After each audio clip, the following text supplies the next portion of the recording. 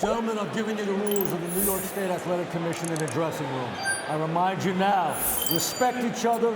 We will obey my commands. We're going to keep this strictly professional. No unsportsmanlike conduct will be tolerated. Good luck to you both. Perhaps a little more emphasis on that. We're going to keep this professional, no unsportsmanlike conduct. Based on the last time the world saw Teofimo Lopez, he was coming off a destructive win, Akale of a former world title challenger, Diego Magdaleno. He threw a behind-the-back punch in that fight. He flattened him in round number 7, and then he was just a little too much for people's liking on the celebration over the fallen opponent. He calls himself the Takeover. Joe Tessitore, Tim Bradley, and rejoined by Andre Ward. Dre, nice to have you back here ringside. Good to be back. Congratulations on the victory by your fighter, Shakur Stevenson. If this is to be the next step in the takeover, what do we expect to see from Lopez? Listen, I like Tatli. Tatli's a good boxer. He's not a big puncher at all, and that's by design at this stage in Lopez's career. But I think he's going to give Lopez enough resistance where we're going to see some different wrinkles. We're going to see Lopez have to dig in his bag of tricks. He's not just going to be able to come out here and land a big shot. He's going to have to show us that he can also box. Interesting. Yeah, Tatli is, you know, you see that lead hand out in front. He has that European type style. You know, he'll leave it out.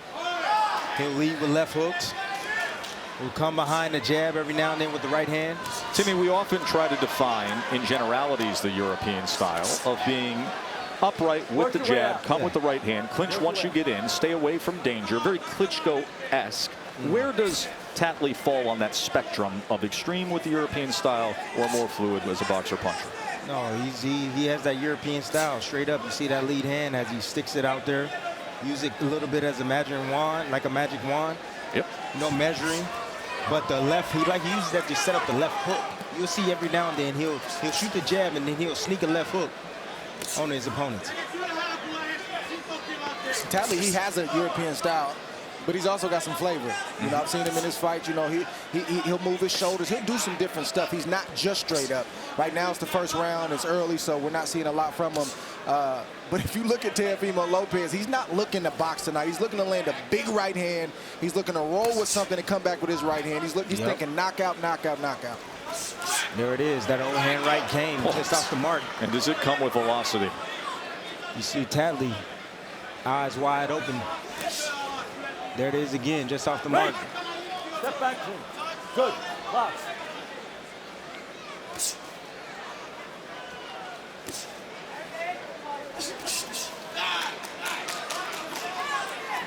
It was interesting, guys. Last week, we're out there prepping for Lomachenko as he was getting ready for his fight at the Staples Center against Anthony Crowell, which ended up being about as perfect and flawless of a one-punch knockout after he did damage in the 3rd round. He comes back with a right hook to finish it in the 4th round. And, you know, all the talk was, of course, of Lomachenko this week and then Bud Crawford the next week and pound for pound.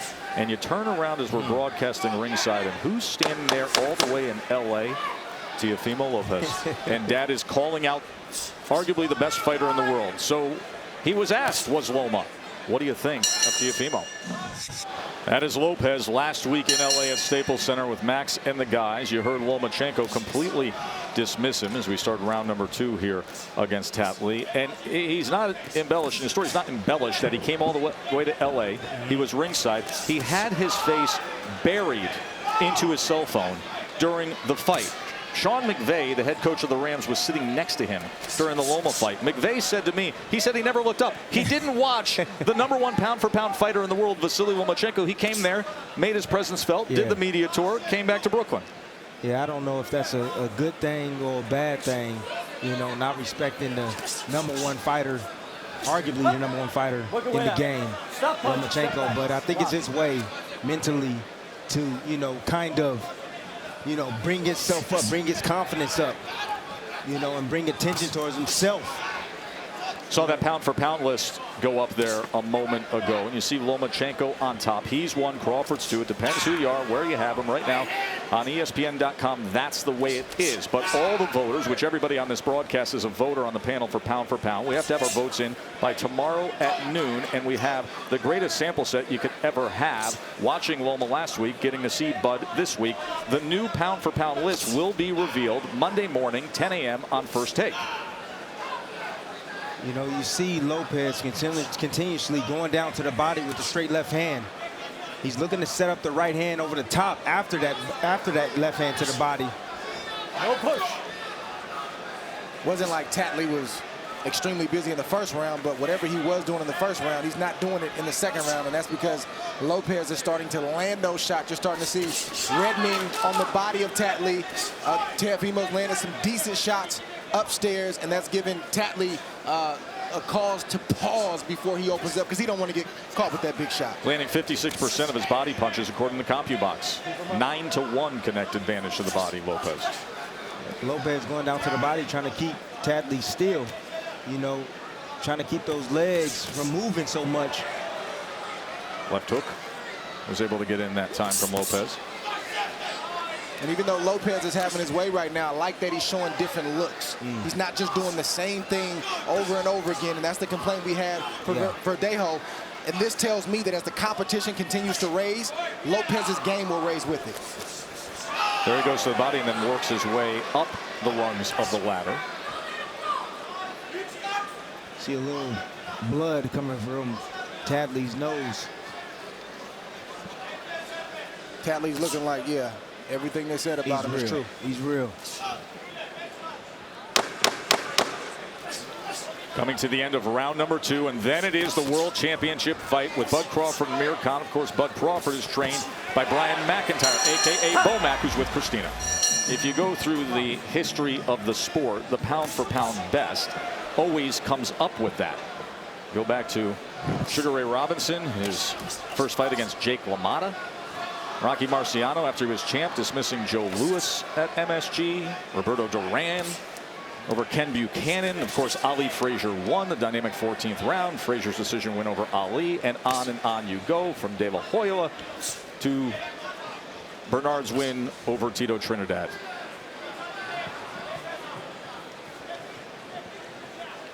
This is the last round with the right hand. Yeah, look at this short right hand. This is the catch and shoot right here from Lopez. Beautiful shot right there. It wasn't a lot of punching power on it, but it was a, you know, effective punch. Heavy.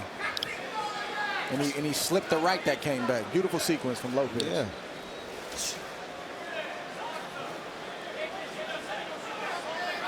Lopez still trying to set up that big overhand right. You see Tatli, he's moving to his left a lot. And Lopez trying to lure him in by throwing left hooks to the body and left hooks to the head to eventually set him up over the top with the right hand. So I think for the first minute and a half in the first round, Tatli kind of felt like he wanted to try to win the fight. He's already in survival mode at the you know, the minute 30-second mark of the third round. And the question for Lopez now is he's got to get creative. He's got to find another way to get to a defensive fighter like Tatli, which is not an easy thing to do. Pekka Mackey, who trains Edis Tatli, told me, look, he's been on the back foot the first 2 rounds. From here on out, we need him to step forward and take the initiative, not let this kid get off first. Easier said than done when Lopez is opposite you. That is the threat. Tatli has a good offense, but having one and being willing to use it when you got that kind of firepower like Lopez has is a totally different story. Being willing to use it, Tim. The decisions that fighters have to make. Yeah, well, you know, Tatli don't have a whole lot of punching power. And being very defensive, you're right, Dre. It's the punching power of Lopez that has him defensive. I know a lot of fighters talk about going out on their shield, but it takes a different type of guy to say, look, I'm going to open up, and if you get me, you're going to get me trying to win. Like, it takes a different mindset. Not a lot of guys can have that mindset when the bell actually rings. Yes, it would be the mindset of our partner who sits in between us, as he did numerous times, including the fight of the year against Provodnikov. I wasn't going to say it, but I thought it, Joe. Timothy Bradley fears no man. Nope. And was willing to, dare I say it, in the ring. Bring it on. Take chances, baby.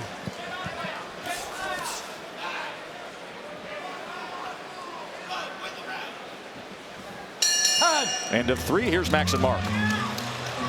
Mark, Shakur Stevenson was in with a guy, Christopher Diaz, didn't really cooperate with him, didn't go for broke in a way that left him really vulnerable. And so Stevenson couldn't just light him up. And here Tatli also is not just cooperating with Teofimo. So Lopez is winning every round, but he's not really able to open up because he's in with a responsible defensive fighter. So what is Lopez to do? Just keep doing what he's doing. He has a more naturally violent style than Shakur. You'll notice on the back of Tatli's trunks is Prince, in honor of his idol, Prince Nassim Hamed. And Teofimo is such a good boxer puncher that he's not allowing Tatli to use his feet, best asset. But because Lopez is a violent puncher and a finisher, it will be considered a disappointment against a fighter like Tatli, who's not a big puncher, if he doesn't end the fight violently. But think of how much we'll have to talk about. Max and Mark, great job. Max, I know you often talk about punch output and the numbers that CompuBox puts forth. The lightweight average in terms of average punches per round for a 135-pound fighter is 59. Tatli right now is only averaging 25. As you see, he's only thrown 82, landing 19. Total punches landed, a 40-19 connect advantage for the undefeated Lopez. Look at Tatli having fun with some footwork right now. Staying outside, not willing to exchange with Lopez. Lopez just stocking, looking for an opportunity to land something on. That was a good up jab off the hip from Tatli. Yeah, it was.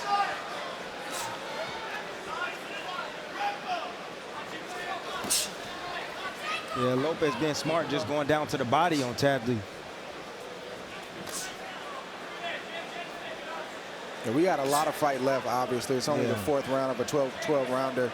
I like the fact that Lopez is having to think. He's getting touched here and there, and he's going rounds. Like, you have to look at your young fighter with the future in view. You can't be so enamored with the moment and wanting to get this devastating knockout that you're not willing to allow him to go through a little bit of fire. And it's not fire, but he's getting touched, and he's having to think, and I like this right now.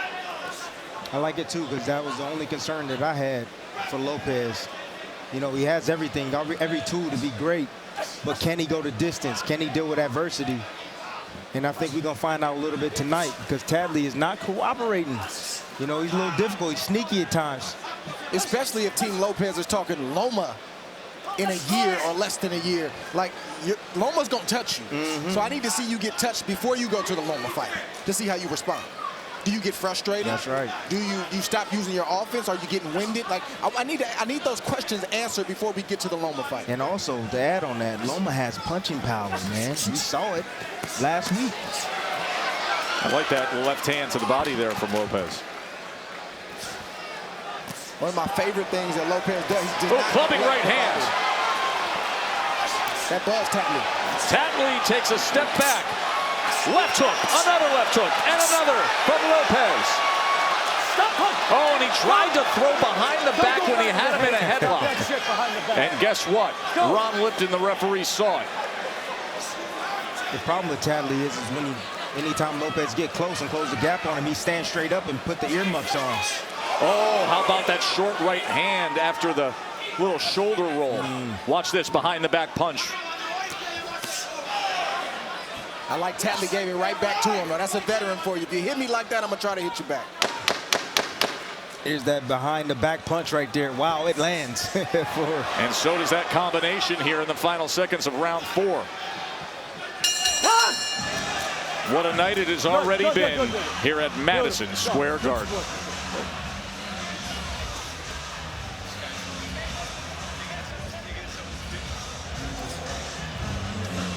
Father and son. It's over, baby. It's over. You called it, baby. You called it. Less than 6. We're going to the 5th. We're going to the 5th. Teofimo Sr. just said it's over, baby. You called it. Let's get 6. You're going to the 5th. Let's see if that's how this plays out. Senior was very confident with those last words he just gave to his son. What I like about Lopez's game the most is he doesn't neglect the body.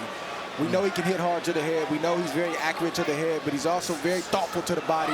And that shows me that he's on his way to becoming a complete fighter. He's got a long way to go, but he's heading in the right direction. Getting caught with some jabs right there, standing straight up in the pocket. Lopez. Fellas, you saw at the end of that last round, Tatli give him a big hug. Yeah. to me, that was his concession. Yeah, why do it? Too much respect for my taste. Too much respect. You're right about that. And almost gave me like an indication that he's here for the party. Survival mode. Trying to give this kid some rounds. Not here trying to win.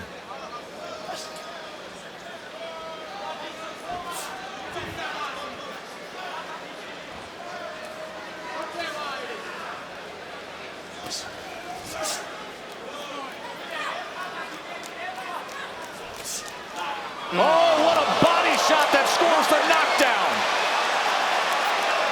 Straight right hand floors Tatli.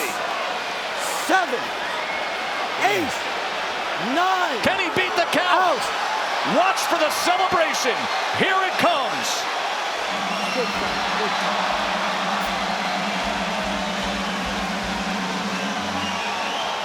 Unbelievable power shot to the body. A straight right hand, one punch knockout. Teofimo Lopez delivers again. Maybe Dad knows what he's talking about. Everything Dad has said so far has came to the light, came to be true. Sure has.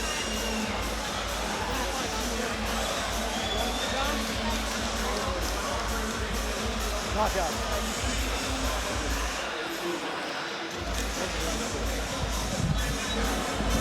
132. Knockout. Tatli now all of a sudden smiling as he congratulates the rising star. A knockout win for Lopez. Gentlemen, when you're in the fight game, you appreciate the body work.